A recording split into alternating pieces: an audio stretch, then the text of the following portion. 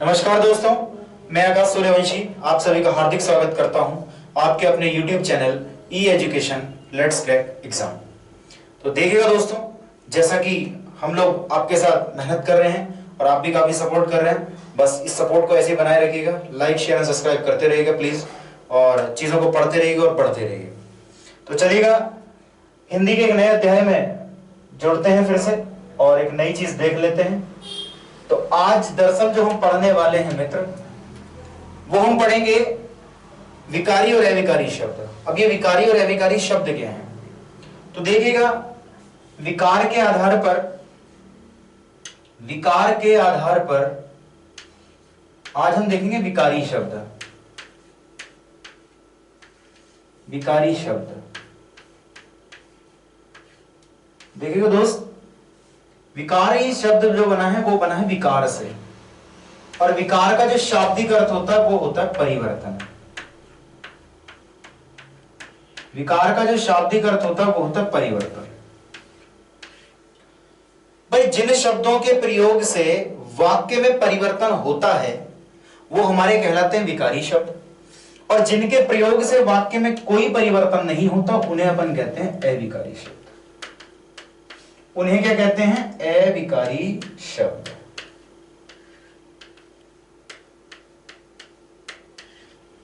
उन्हें क्या कहते हैं? अविकारी शब्द।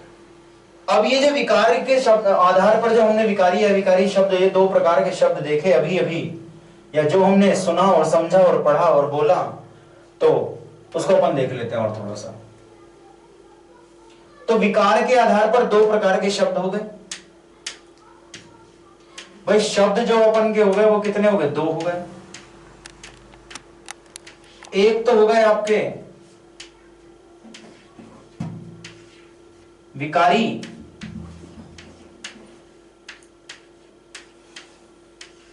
एक हो गए अविकारी।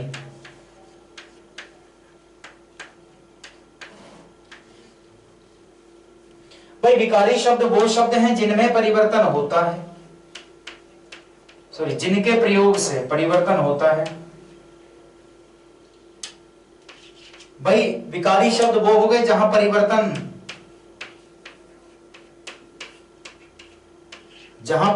होगा, और अविकारी शब्द वो हो गए जहां पर परिवर्तन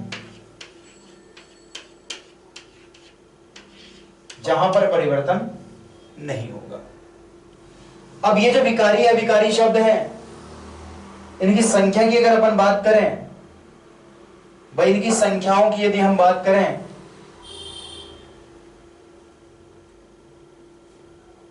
तो विकारी भी आपके 4 होते हैं,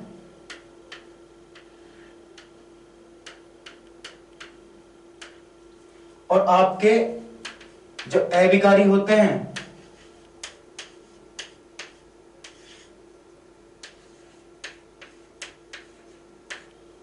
वो भी 4। देखो भाई, ये भी 4 होते हैं और ये भी 4। बात क्लियर है? अब ये 4 कौन से होते हैं? तो ये सबसे पहला आता है आपका संज्ञा, जिसे अपन कहते हैं संज्ञा। नंबर 2 है आपका सर्वनाम। नंबर 3 आपका है विशेषण, और नंबर 4 आपका है क्रिया। जो अविकारी शब्द हैं, सबसे पहले जो आता है, एक बात और, जो अविकारी शब्द होते हैं इनको हम लोग अव्यय भी पढ़ते हैं, या इनको अव्यय भी कहते हैं। अव्यय क्या कहते हैं? अव्यय। तो अब ये जो अव्यय होते हैं, जो अविकारी शब्द होते हैं, ये भी 4 होते हैं। कौन कौन से? सबसे पहला आपका आता है क्रिया विशेषण अव्यय। क्रिया विशेषण अव्यय।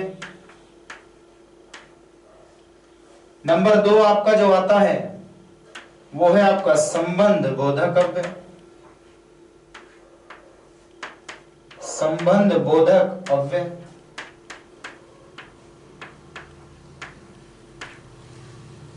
नंबर 3 जो आपका है विस्मयादि बोधक अव्यय।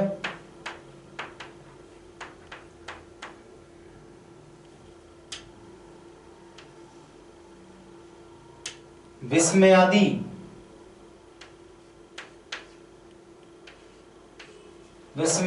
बोधक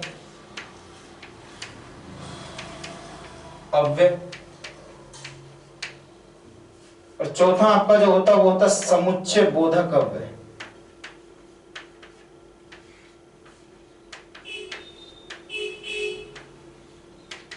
समुच्चय बोधक अव्यय। बात क्लियर है मित्र? तो जो विकारी शब्द हैं वो भी आपके 4 हैं, अविकारी हैं वो भी आपके 4 हैं। विकारी वो जिनमें परिवर्तन होगा, अविकारी वो जिनमें परिवर्तन नहीं होगा। विकार के आधार पर 4 हैं, संज्ञा सर्वनाम विशेषण क्रिया। भाई विकार के आधार पर 4 हैं। सबसे पहला आपका संज्ञा, फिर सर्वनाम, फिर विशेषण, फिर आपका क्रिया। और अविकारी जो है वो भी आपके 4 हैं, और अविकारियों को अव्यय भी कहते हैं। क्रिया विशेषण अव्यय, संबंध बोधक अव्यय, विस्मयादि बोधक अव्यय, समुच्चय बोधक अव्यय। तो इस आधार पर विकारी भी अपने 4 हैं और अविकारी भी आपके 4 हैं। बात समझ में आ रही है? और एक आपका स्पेशल पार्ट होता है जिसको अपन अलग से पढ़ते हैं, उसका नाम है निपात। वो हम अलग ही डिस्कस करेंगे, यहां पर अपन उसको नहीं डिस्कस करेंगे। वो ना तो विकारी है ना अविकारी है, तो एक अलग ही भाग है, अलग ही पार्ट है, उसको अपन बाद में रखेंगे। तो चलिएगा दोस्तों, आज हम शुरुआत करते हैं विकारी शब्दों की। और विकारी शब्द में अपन आज पढ़ेंगे संज्ञा, या कह दो आज पढ़ेंगे संज्ञा। तो आज अपन क्या पढ़ेंगे? संज्ञा या संज्ञा। बात क्लियर है दोस्त? आज हम लोग जो पढ़ेंगे वो संज्ञा पढ़ेंगे। तो समझ लीजिएगा थोड़ा सा। अगर मैं किसी से कहूं कि इसकी परिभाषा क्या होती है, तो कोई ऐसा नहीं होगा जिसको नहीं मालूम कि भाई किसी व्यक्ति, वस्तु, स्थान, भाव आदि के नाम को संज्ञा या संज्ञा कहते हैं। भाई बेसिकली किसी व्यक्ति, वस्तु, स्थान, भाव आदि का जो नाम होगा, सपोज दैट मैं आपसे कह दूं राजू, मैं किसी स्थान का नाम कह दूं मेरठ, मुंबई, आगरा, मैं कह दूं आपसे दिल्ली, चंडीगढ़, पंजाब, हरियाणा। तो ये जो किसी प्लेस का नाम है, सपोज दैट एक भूभाग है, भाई जहां जिस भूभाग पे आप हैं, जिस जगह आप रहते हैं, जिस स्थान पर आप रहते हैं, वो स्थान अपने आप में संज्ञा नहीं है, बल्कि उस स्थान का जो नाम है, सपोज दैट आप मेरठ में रहते हैं, मेरठ की जगह मान लीजिए शास्त्रनगर में रहते हैं आप, तो आपका जो स्थान है, उस स्थान का जो नाम शास्त्रनगर, और शास्त्रनगर के अंदर भी कोई कॉलोनी हो सकती है आपकी, आप जहां रहते हैं वह जो नाम है, उस स्थान का जो नाम है वह संज्ञा है। भाई कुल मिलाकर के जब व्यक्ति, वस्तु, स्थान, भाव आदि होते हैं, इनके सबके क्या है? नाम जो होते हैं वो संज्ञा होता है। दूसरी बात, भाई व्यक्ति, वस्तु, स्थान, भाव आदि के जो नाम हैं, भाव आदि के नाम को क्या कहते हैं? भाव आदि के नाम को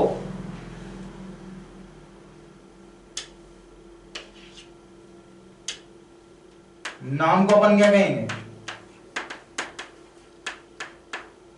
संज्ञा।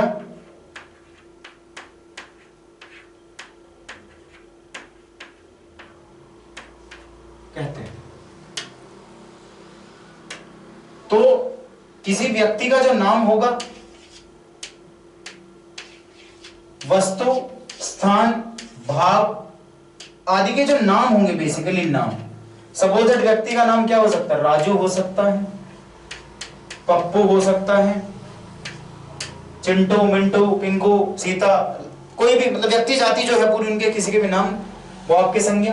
भाई वस्तु का कोई नाम हो सकता है, सपोज दैट मैं आपसे कहने लग जाऊं कोई आपको, जैसे मैं सपोज दैट कह दूं भाई ये क्या है, तो ये एक बेसिकली पेन है। तो इस वस्तु का जो नाम पेन है, ये पेन अपने आप में क्या है? संज्ञा।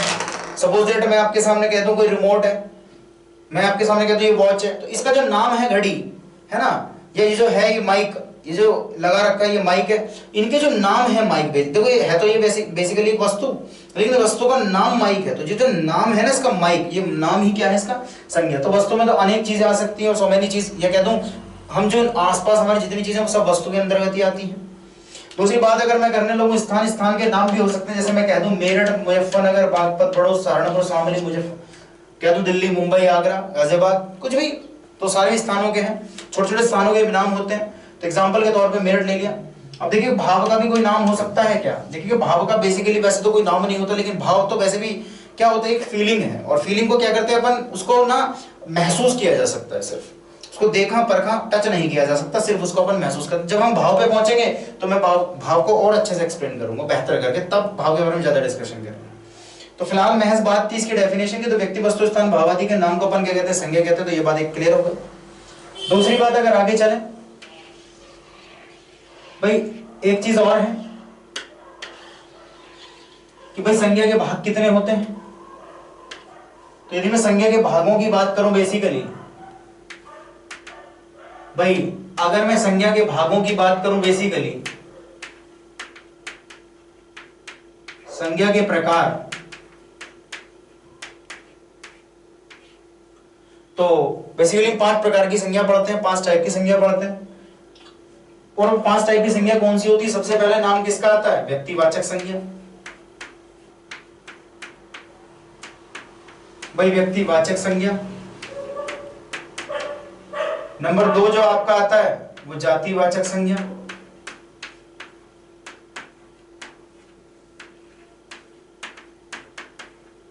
नंबर 3 जो आता है आपका द्रव्यवाचक संज्ञा।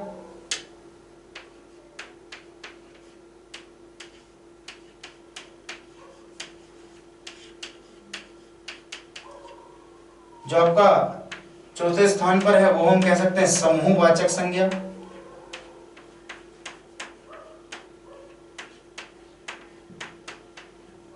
और नंबर 5 पे जो आता है आपका भाववाचक संज्ञा।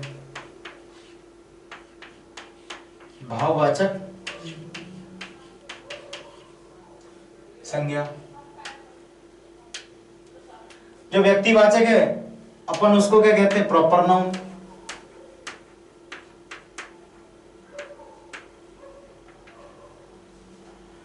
जो जातिवाचक है अपन उसको कहते हैं कॉमन नाउन।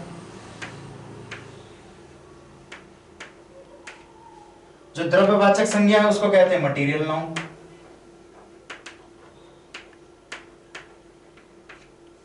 जो आपकी समूहवाचक संज्ञा उसको अपन कहते हैं कॉलेक्टिव नाउन।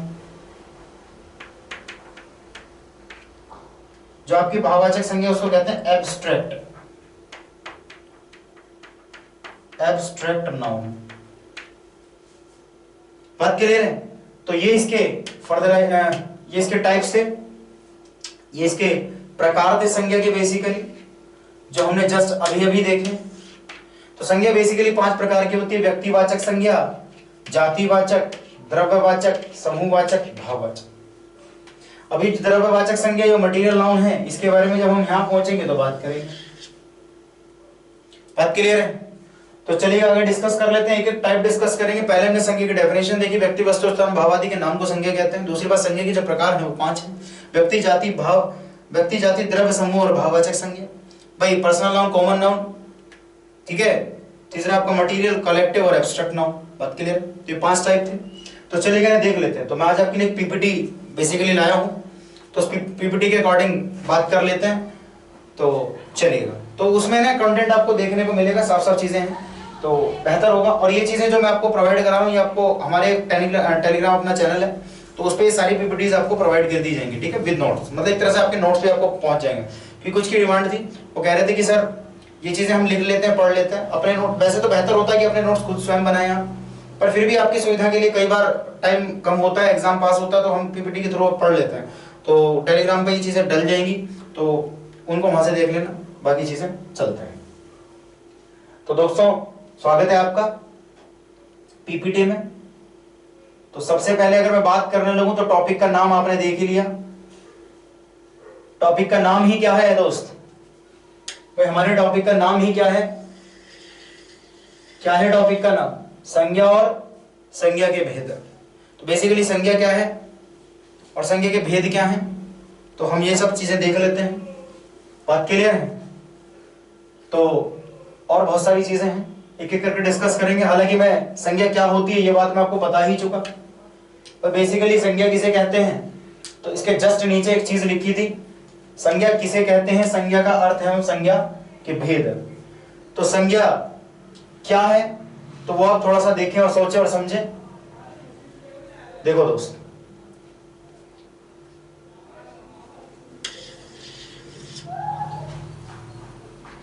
तो देखिएगा संज्ञा, भाई संज्ञा का अंग्रेजी में अनुवाद, या संज्ञा को अंग्रेजी में अपन क्या कहते हैं, नाउन कहते हैं। बात क्लियर? जस्ट अभी अभी डिस्कस करके आए। फिर आगे क्या कह रहा है भाई, आगे क्या कह रहा है आपसे, आगे क्या कह रहा है, कह रहा है किसी व्यक्ति, देखो जी ध्यान से देखना जरा, कह रहा है किसी व्यक्ति, भाई किसी व्यक्ति,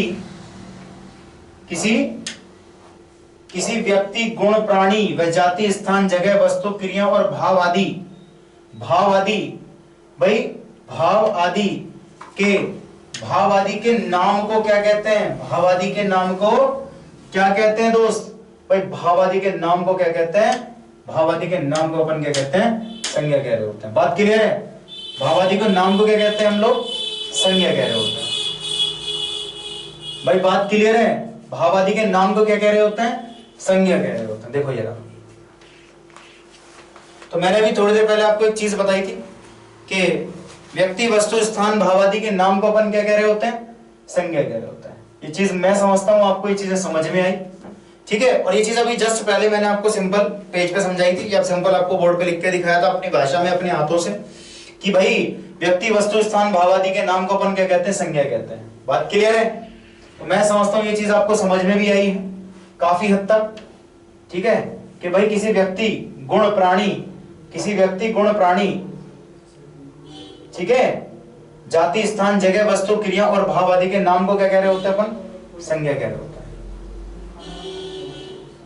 बात क्लियर है? अब जैसे आगे इसने मैंने लिखा है इसमें कि जैसे पशु पक्षी, भाई जैसे पशु पक्षी मानव जाति प्राणी दिल्ली मंदिर स्थान में जगह दादा दादी सुरेश रमेश व्यक्ति पेन किताब साइकिल वस्तु हंसना रोना गाना भाव सुंदर साफ सुथरा गुण, गुण क्या होंगे, भागना खाना मारना पीटना क्रिया। तो कुल मिलाकर ये 4-5 चीजें मैंने इसमें मेंशन करी है, और जो 4-5 चीजें मेंशन करी गई हैं वो देख लीजिएगा। कह रहा है कि जैसे पशु पक्षी मानव जाति, भाई देखो मानव जाति के नाम ये हो गए, जैसे पशु पक्षी हो गए, भाई दिल्ली मंदिर ये स्थान जगह हो गई। फिर कह रहा दादी दादा दादी सुरेश ये व्यक्ति के नाम हो गए, पेन किताब साइकिल ये वस्तु हो गई, हंसना रोना गाना भाव हो गए, सुंदर साफ सुथरा ये गुण हो गए, भागना खाना मारना पीटना ये क्रियाएं हो गई। तो कुल मिलाकर के वैसे तो इसमें ज्यादा चीजें मैंने आपको प्रोवाइड कराई है, पर बेसिकली आपको सिर्फ इतना सा समझना है कि व्यक्ति वस्तु स्थान भाव आदि के नाम को अपन क्या कह रहे होते हैं, संज्ञा कह रहे होते हैं। चलिए आगे चलते हैं, हम लोग थोड़ा सा और आगे चलते हैं, देख लेते हैं चीजों को और बेहतर तरीके से।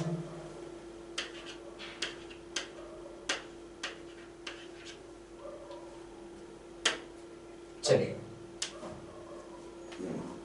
अगर नेक्स्ट चल रहे होते हैं, एक देखिएगा ये चीज बहुत इंपॉर्टेंट वाली है आपके लिए काफी। कह रहा है कि इन पंक्तियों में खुश आनंदित भाव रमेश माता पिता व्यक्ति स्कूल घर स्थान सुन गले क्रिया आदि संज्ञा प्रयुक्त हुई है। देखो इस बात का ध्यान समझना, मेरी बात छोटी सी, भाई बेसिकली संज्ञा तो भाव भी है। तो जैसे कह रहा है कि सुन, आगे इन बातों में जो कहा गया, जैसे सुन गले क्रिया है या खुश है आनंदित भाव है रमेश माता पिता ये व्यक्ति हो गए स्कूल घर ये स्थान हो गए। तो कुल मिलाकर के भाई देखो खुश होना आनंदित होना ये भाव हो गई, ये भाववाचक क्रिया हो गई। दूसरा रमेश माता पिता ये व्यक्तिवाचक संज्ञा हो गई, क्रिया कह रहा हूं संज्ञा हो गई, ये भाववाचक संज्ञा। ये माता पिता जो कि व्यक्तिवाचक संज्ञा, स्कूल घर ये स्थानवाचक संज्ञा, सुन गले ये क्रिया है। ये बेसिकली क्रिया का यहाँ पर कोई लॉजिक नहीं है, लेकिन हाँ जब वाक्य में प्रयोग करते हैं तो हम देख लेते हैं संज्ञा के टाइम पर। दूसरी बात एक और है भाई, दूसरी बात एक और है, चलते हैं थोड़ा सा और आगे समझते हैं चीजों को और बेहतर तरीके से। अब देखिएगा संज्ञा के भेद की बात करो। देखो मूलतः संज्ञा के 3 भेद हैं, भाई मूलतः संज्ञा के कितने भेद हैं? भाई मूलतः संज्ञा के कितने भेद हैं? तो भाई मूलतः संज्ञा के 3 भेद या 3 प्रकार होते हैं। लेकिन अपन क्या है, जातिवाचक पढ़ते हैं, ये उत्पत्ति के आधार पर 3 है, ठीक है। तो कुल मिला के व्युत्पत्ति के आधार पर 2 और बढ़ी और इस तरह से 5 हो गई। अपन को 5 ही पढ़नी है और अभी थोड़ी देर पहले मैं 5 ही लिख करके आपके सामने आया था। वैसे कह रहा मूलतः संज्ञा के 3 भेद प्रकार होते हैं, जैसे जातिवाचक संज्ञा, भाववाचक संज्ञा और व्यक्तिवाचक। मुख्य रूप से यही 3 होते हैं। बात क्लियर है? आगे देखिएगा, परंतु अंग्रेजी व्याकरण के प्रभाव के कारण कुछ विद्वान संज्ञा के 2 भेद प्रकार और मानते हैं, समुदायवाचक या समूहवाचक संज्ञा और द्रव्यवाचक संज्ञा। बात क्लियर है? तो अंग्रेजी के प्रभाव के कारण ये द्रव्यवाचक संज्ञा, या जिसे कहते हैं मटीरियल नाउन, या जिसे अपन कहते हैं मटीरियल नाउन, जैसे जस्ट अभी मैं आपको पीछे लिखवा करके आया था। और एक जो होता है समूहवाचक या समुदायवाचक, जिसे अपन क्या कह रहे होते हैं, समुदाय या समूह, जिसे अपन कह रहे होते हैं मटीरियल नाउन, जिसे अपन क्या कह रहे होते हैं मटीरियल नाउन। बात क्लियर है? तो अंग्रेजी के प्रभाव के कारण, या कह दूं व्युत्पत्ति और उत्पत्ति के प्रकार के कारण या प्रभाव के कारण क्या कर दिया, इनको ऐड कर दिया गया। बात क्लियर है? लेकिन हमको क्या करना है भाई, हमको तो ये 5 ही देखनी है। और जब हमको ये 5 संज्ञा पढ़नी, क्योंकि हमारे एग्जाम के पॉइंट ऑफ व्यू से 5 इंपॉर्टेंट है, अपन को 5 पढ़ लेनी है। और जब 5 पढ़ लेनी तो अपन 5 ही पढ़ेंगे, ठीक है जी दोस्तों, और 5 ही अपन को पढ़नी है। बहुत बढ़िया, चलो जी। तो देखिएगा, अगर देखा जाए थोड़ा सा, तो संज्ञा के 5 भेद जो मैंने अभी जस्ट आपको बताए थे, भाई एक कौन सा था आपका, जातिवाचक संज्ञा, एक आपका भाववाचक संज्ञा, एक व्यक्तिवाचक संज्ञा, एक समुदाय या समूहवाचक संज्ञा, एक आपकी द्रव्यवाचक संज्ञा। तो भाई सीधा सा कॉन्सेप्ट है, जातिवाचक संज्ञा को अपन कहते हैं कॉमन नाउन, भाई जातिवाचक को कहते हैं कॉमन नाउन, भाई जातिवाचक को कॉमन नाउन, और भाववाचक को कहते हैं एब्स्ट्रैक्ट नाउन, भाई एब्स्ट्रैक्ट नाउन।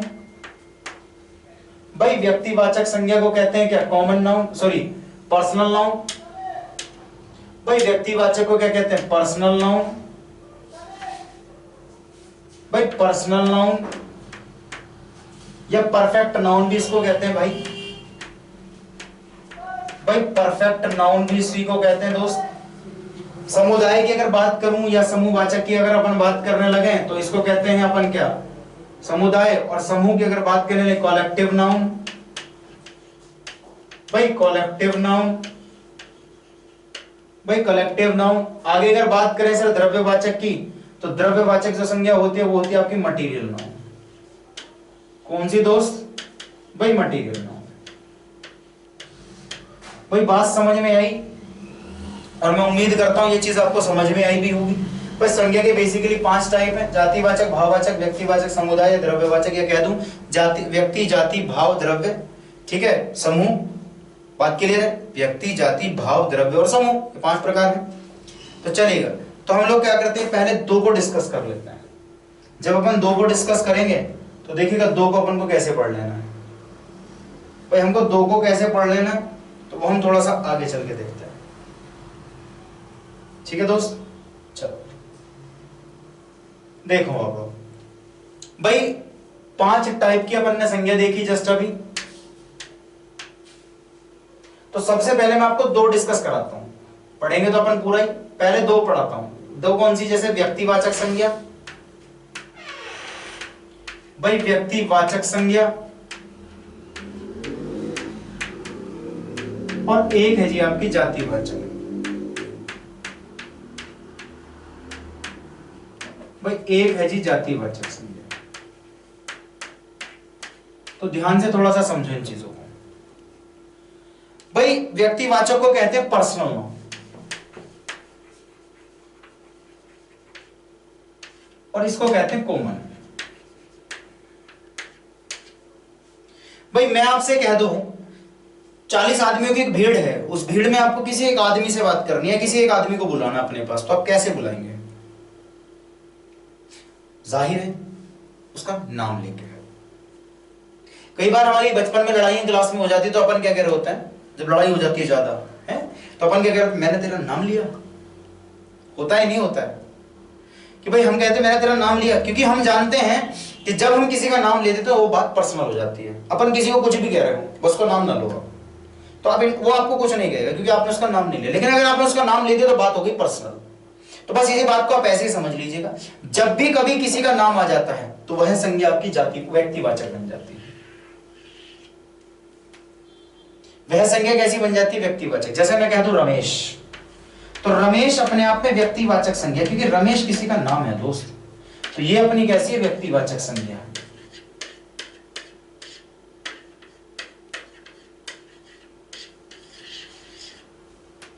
बात क्लियर है? अब जाति का क्या मतलब? देखो जाति वो वाली नहीं जो अपने वाला वर्ण विभाजन है, ब्राह्मण क्षत्रिय वैश्य शूद्र, वो वाली बात नहीं कर रहे अपन, है ना भाई। ये जाति क्या है? कॉमन सी चीज, यानी सबका कॉमन होना। बात क्लियर है भाई? सबके हम कॉमन थिंग की बात कर रहे होते हैं। बात क्लियर है दोस्तों? तो चलिएगा, अभी कॉमन का क्या मसला है, ये कौन सी चीज कैसे कॉमन होती है, तो उसके बारे में अपन थोड़ा सा बात कर लेते हैं भाई। उसके बारे में हम थोड़ा सा बात कर भाई। मैं आपसे कह दूं राजू कैसी संख्या, तो आप कहेंगे व्यक्तिवाचक। मैं कहता हूं नदी कैसी संख्या, नदी, तो नदी जो है अपने आप में कॉमन चीज है, क्योंकि नर्मदा भी नदी है, कृष्णा भी नदी है, गोदावरी भी नदी है और गंगा भी नदी है, सारी नदियां हैं। तो ये कॉमन बात हुई, और जब ये कॉमन बात हुई तो कैसी संज्ञा बन गई? ये बन गई जातिवाचक।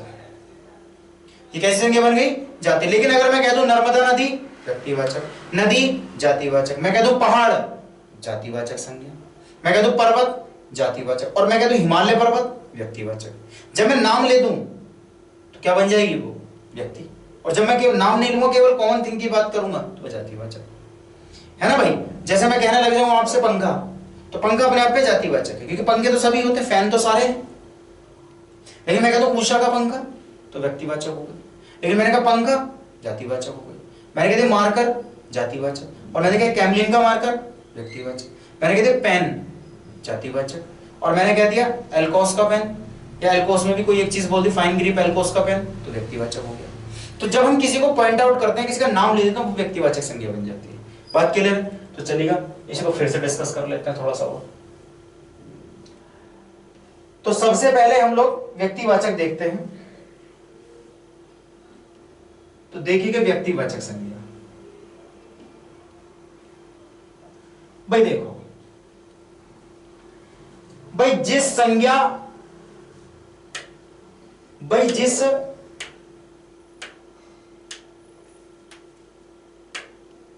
जिस संज्ञा शब्द से किसी विशेषण स्थान, विशेष वस्तु और विशेष व्यक्ति के नाम का पता चलता है। बेसिकली क्या चीज है? नाम।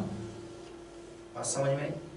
का पता चलता है, उस संज्ञा शब्द को व्यक्तिवाचक संज्ञा शब्द कहते हैं। अर्थात जिस संज्ञा शब्द से किसी खास व्यक्ति, वस्तु या स्थान का पता चले जो कि अपने आप में विशिष्ट, यानी कि जैसे एकमात्र हो, उन शब्दों को ही व्यक्तिवाचक संज्ञा कहा जाता है।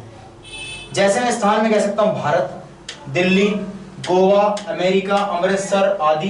जैसे व्यक्तियों में कह सकता हूं मैं भाई, जैसे मैं व्यक्तियों में आपसे एक चीज कह सकता हूं भाई, जैसे मैं व्यक्तियों में एक चीज आपसे कह सकता हूं, जैसे मैं व्यक्तियों में एक चीज कह सकता हूं, देख रहे हो वे व्यक्तियों में मैंने क्या कह दिया आपको? महात्मा गांधी, भगत सिंह, सचिन तेंदुलकर या सचिन तेंदुलकर, कल्पना चावला आदि। दूसरा मैं क्या कह सकता हूं आपको? दूसरा मैं आपको कह सकता हूं रामायण, महाभारत, ठीक है, ऋग्वेद, रामचरितमानस आदि। जो कोई एक पर्सनल है, केवल एक ही चीज है, कोई दूसरी उसके जैसी नहीं है, तो उन्हें हम क्या कहते हैं? व्यक्तिवाचक। अब अपन जातिवाचक देखते हैं जल्दी फटाक से। देखो जी, जातिवाचक संज्ञा बेसिकली क्या कहा गया? देखो भाई, जातिवाचक में बेसिकली क्या कहा गया वो देखो भाई। जातिवाचक में कहा गया कि जिन शब्दों से किसी जाति का संपूर्ण बोध होता है, यदि यह उसकी पूरी श्रेणी और पूर्ण वर्ग का ज्ञान होता है, उस संज्ञा शब्द को जातिवाचक संज्ञा कहा जाता है। जैसे मोटरसाइकिल, भाई मोटरसाइकिल कोई इकलौती थोड़ी ना होगी दोस्त, है भाई मोटरसाइकिल कोई इकलौती थोड़ी होगी भाई। मैं इस बात को ऐसे कह सकता हूं, जैसे वस्तु में मैंने कह दिया एग्जांपल के तौर पे मोटरसाइकिल। भाई मोटरसाइकिल तो सारी मोटरसाइकिल होती है भाई, हीरो की भी मोटरसाइकिल है, टीवीएस की भी मोटरसाइकिल है, लेकिन हमने केवल किसको पॉइंट आउट किया? मोटरसाइकिल। तो मोटरसाइकिल एक कॉमन चीज हो गई, तो जाति हो गई।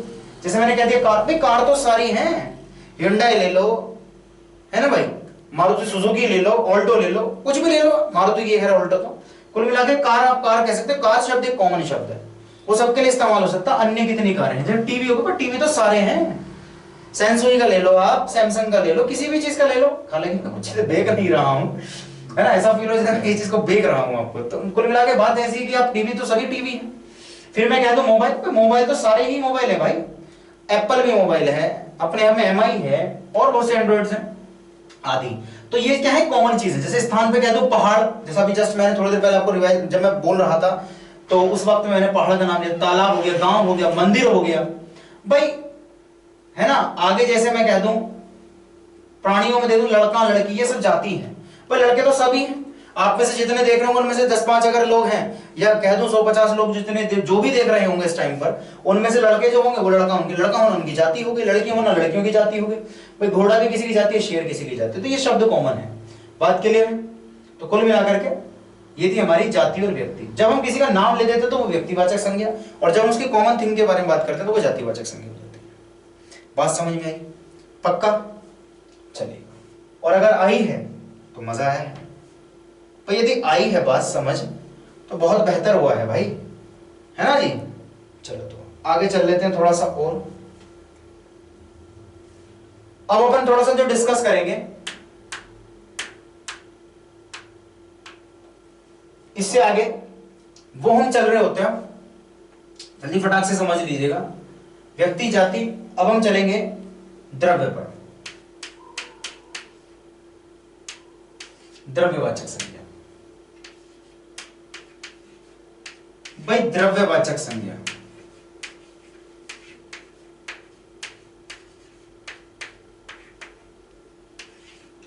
भाई द्रव्यवाचक का बेसिक जो मतलब होता है ना, वो होता है मटीरियल।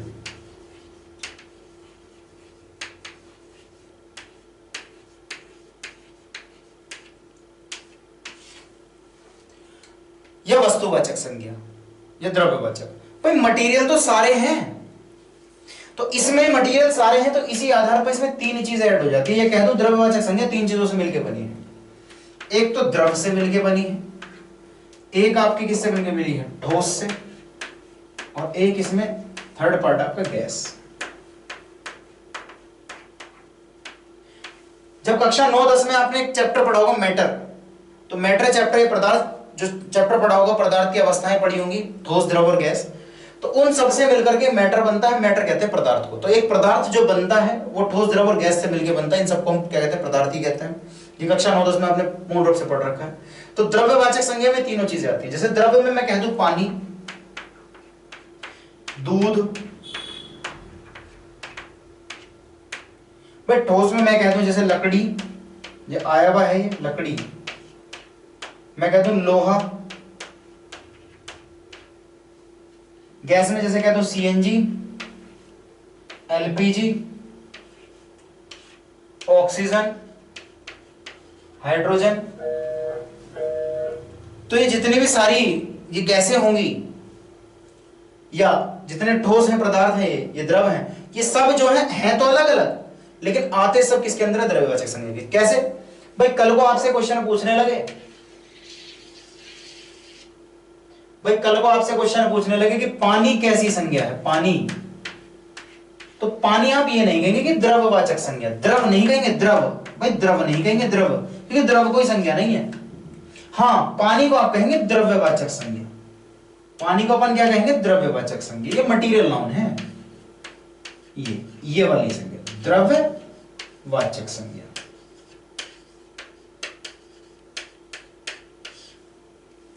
पर इसको द्रव नहीं कहेंगे। जैसे कल को एग्जांपल में आ जाए, जैसे आपसे कोई कहने लगे जैसे लोहा,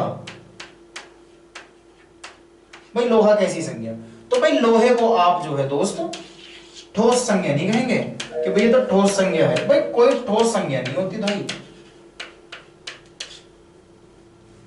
बल्कि आप इसे कहेंगे कि कैसी संज्ञा है, ये आपकी द्रव्यवाचक संज्ञा है। तो सीएनजी पूछ ले, एलपीजी पूछ ले, ऑक्सीजन पूछ ले, हाइड्रोजन पूछ ले, कील पूछ ले, सोना पूछ ले, चांदी पूछ ले, लकड़ी है, लोहा है, कील है, बात समझ रहे हो। कोई भी और चीज पूछ सकता है, जैसे पानी, दूध, है ना, घी, मट्ठा, कुछ भी पूछ ले, जो तरल चीजें हैं जो लगभग पिघल कर जो हमारी द्रव बन सकती हैं, है ना, वो सभी की सभी या मतलब गैस हैं, ठोस हैं और द्रव हैं, वो सारी की सारी क्या कहलाएंगी आपकी द्रव्यवाचक संज्ञा। क्या कहलाएंगी सारी की सारी द्रव्यवाचक संज्ञा। बात क्लियर है? तो चलिएगा अपन थोड़ा द्रव्यवाचक संज्ञा पे चल लेते हैं।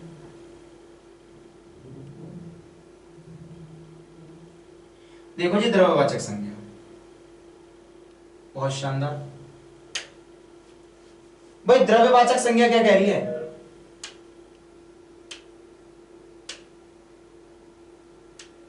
भाई द्रव्यवाचक संज्ञा क्या कह रही है? जो शब्द किसी पदार्थ, धातु और द्रव्य को दर्शाते हैं उन शब्दों को द्रव्यवाचक संज्ञा शब्द कहते हैं। जैसे गेहूं, तेल, पानी, दूध, दही, लोहा, तांबा, सोना, आटा, दाल आदि। भाई गेहूं क्या है? ठोस। तेल क्या है? तरल या द्रव। भाई ये तो आपका द्रव हुआ ना, ये आपका ठोस हो गया। पानी क्या है? फिर वही द्रव। दूध द्रव, दही को द्रव कह सकते हैं। लोहा ठोस है आपका। तांबा वो भी लगभग ठोस है आपका। सोना। भाई आटा कैसा है बताओ जल्दी फटाक से। भाई आटा ना तो तेल है, मतलब आटा ना तो द्रव है, ना गैस है, ना ठोस है ना। लेकिन आप कहेंगे कि जो आटे के छोटे छोटे पार्टिकल्स होते हैं ना जरा जरा से, वो अपने आप में ठोस होते हैं। दाल अपने आप में ठोस है ही। भाई दाल अपने आप में ठोस है ही। भाई दाल तो अपने आप में ठोस है ही। बात समझ में आ रही है? तो हम क्या कह सकते हैं? ये हमारी द्रव्यवाचक संज्ञा। बात समझ में आ रही है भाई? तो उम्मीद है मुझे सबको बेहतर समझ में आ रहा होगा। ठीक है, आगे चल रहे हैं। एक हमने द्रव्यवाचक पढ़ ली।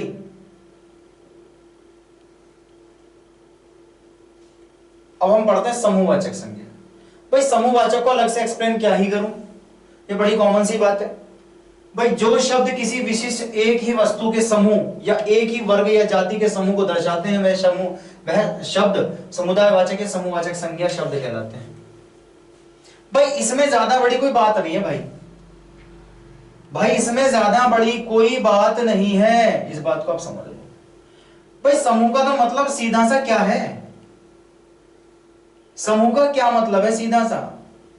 भाई समूह का सीधा सा एक ही मतलब है, जहां पर आपको लगे कि एक से अधिक कोई वस्तु या व्यक्ति या कोई चीजें मिला दी गई हैं, वो समूह। जैसे गुच्छा, कक्षा, विद्यालय, सेना, ठीक है, और मैं कहता भीड़, जनता, तो ये सब क्या है? परिवार, ये सब क्या है? समूहवाचक संज्ञा है, जिसमें दो या दो से अधिक लोग हों। ठीक है, और वैसे इसमें कहा गया है, देखो देखो जो शब्द कह रहा है, जो शब्द किसी विशिष्ट या एक ही वस्तुओं के या एक ही वर्ग के जाति के समूह को दर्शाते हैं वह शब्द समुदायवाचक या समूहवाचक शब्द कहलाते हैं। जैसे गेहूं का ढेर। भाई गेहूं का ढेर। अगला है लकड़ी का गट्ठर। विद्यार्थियों का समूह। अगला है, जैसे यहां ढेर, गट्ठर और समूह शब्द किसी न किसी व्यक्ति, वस्तु, कुल मिला के ये समूह दिखा रहे हैं। ढेर, गट्ठर, ये समूह के नाम होते हैं। गुच्छा हम क्या देते हैं? जैसे नीचे एग्जांपल है, सेना, सभा, इंसान, पुस्तक, झुंड, भीड़, जनता, परिवार, इसमें अपन ऐड कर सकते हैं। जैसे परिवार, भाई परिवार, मैं कह दूं जनता,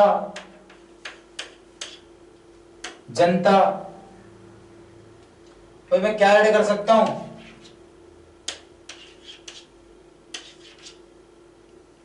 भाई जनता,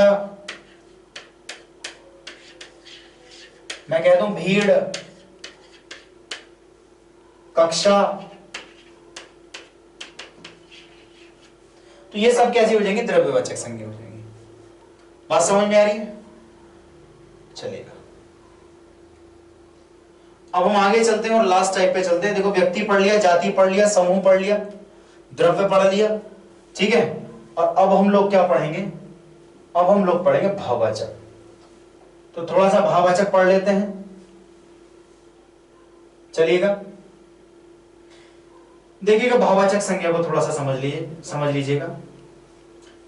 भाववाचक संज्ञा में जो कहा गया है, जिन शब्दों से किसी वस्तु, पदार्थ या प्राणी की दशा, उसकी स्थिति भाव का पता चलता हो, उस संज्ञा शब्द को भाववाचक संज्ञा शब्द कहते हैं। भाई मैंने थोड़ी देर पहले आपको स्टार्ट करने से पहले जब स्टार्ट किया था और जब मैं इसको डिस्क्राइब कर रहा था पांचों को, मैंने एक ही बात बोली थी कि भाववाचक संज्ञा एक ऐसी संज्ञा है साहब जिसको आप टच नहीं कर सकते। भाव तो है ही ऐसी चीज, भाई फीलिंग्स क्या है, टच नहीं कर सकते, छेड़ नहीं सकते, या मतलब उसे पकड़ नहीं सकते, रख नहीं सकते। भाई हम क्या करेंगे, भाई भाववाचक संज्ञा को हम करेंगे क्या, भाई भाववाचक संज्ञा को हम क्या करेंगे, या भाव को हम क्या कर सकते हैं, केवल भाव को अपन फील कर सकते हैं। भाई भाव को हम क्या कर सकते हैं, केवल फील कर सकते हैं। भाव को केवल हम क्या कर सकते हैं, फील, हम इसे टच नहीं कर सकते, महसूस कर सकते हैं केवल। और जितने भी महसूस वाले शब्द होते हैं या जितने भी हमें फील होते हैं या उसकी स्थिति या दशा के बारे में जो शब्द हमारी बात कर रहे होते हैं, किसी व्यक्ति या वस्तु की दशा के बारे में या स्थिति के बारे में हमको बताते हैं, वो भाववाचक संज्ञा कहलाते हैं। जैसे हमने यहां लिख रखा है कुछ एग्जाम्पल है, जैसे गर्मी, जैसे मुझे गर्मी लग रही है तो ये एक्सप्रेशन है, ये फीलिंग है, ये भाव है। सर्दी, बुढ़ापा, जवानी, मिठास, खटास, थकान, ताजगी आदि, तो ये सब कैसे हैं, भाववाचक। कई बार ये चीजें सेंटेंस में प्रयोग हो जाती है, जैसे कहता है भाई मुझसे, भाई कई बार चीजें प्रयोग हो जाती हैं वाक्य में भी कि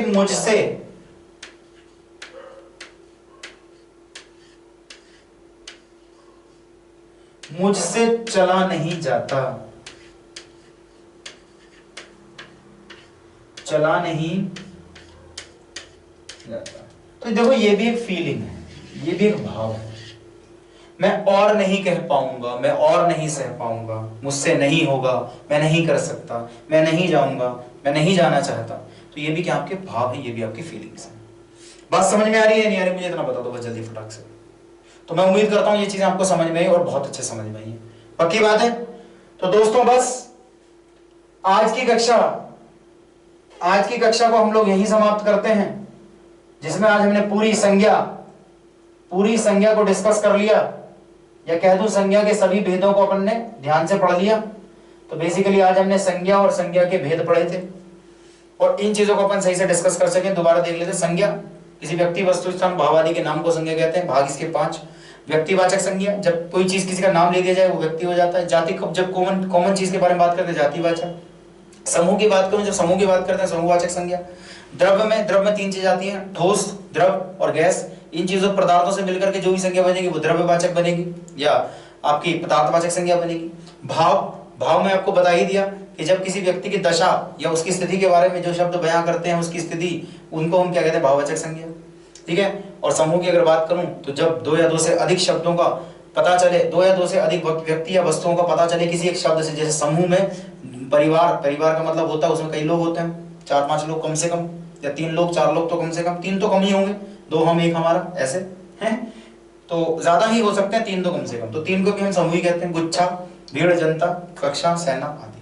तो मैं समझता हूँ संज्ञा आपको पूरी समझ में आई, और बहुत जल्दी करके हम लाइव का सेशन लेके आएंगे आपके लिए। अभी वर्णमाला का सेटअप बन रहा है, मैं लास्ट टाइम भी क्लास में बताया था, और इन चीजों को हम डिस्कस करते रहेंगे, आगे बढ़ते हैं। तब तक के लिए राम राम, बाय बाय, खुदा हाफिज़, शब्बा खैर, मस्त रहिएगा, खुश रहिएगा, take care, see you in the next class, thank you so much, have a nice day, bye, take care, and हाँ लाइक शेयर एंड सब्सक्राइब करना ना भूलें। Bye bye, take care, see you in the next class, thank you so much.